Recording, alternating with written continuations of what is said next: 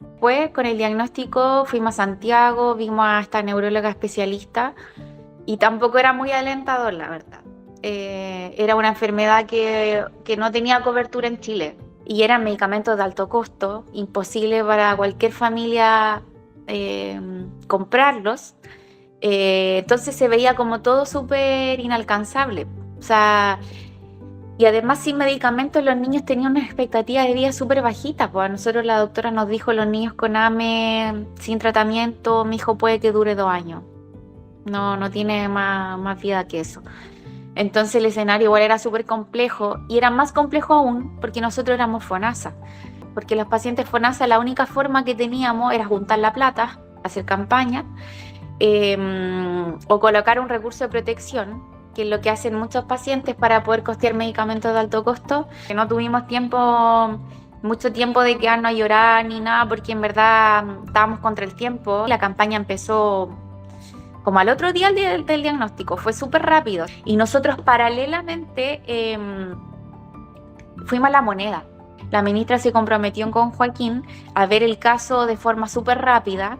Ellos obviamente no nos aseguraron nada, pero nos dijeron, vamos a tratar de verlo lo más rápido posible, vamos a tratar de ver este tema del medicamento. Y cuando vino marzo, recién nos dijeron que como ministerio iban a crear una comisión evaluadora de médicos, especialistas neuromusculares, y que ellos como comisión médica iban a empezar a evaluar los casos con AME que empezaran como a llegar.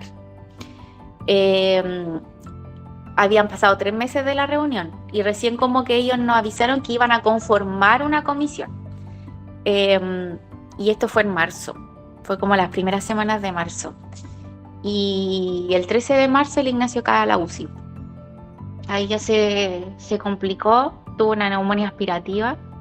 Y ahí ya vimos todo negro porque en verdad dijimos, el tiempo se nos está yendo, el Ignacio estaba hospitalizado, el Ignacio venía súper bien, pero tuvo este evento respiratorio y en verdad ya estaba grave, pues, fue intubado y ahí estuvo 6 meses el Ignacio en la UCI.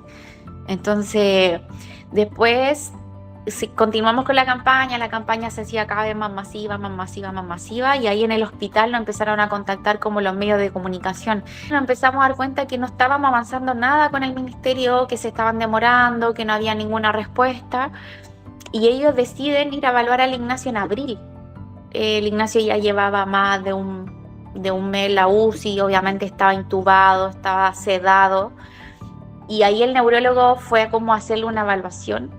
Y en verdad nosotros lo encontramos, no sé, como una burla, porque yo decía, ¿cómo van a evaluar al Ignacio si estaba sedado? O sea, mi hijo estaba intubado, era como...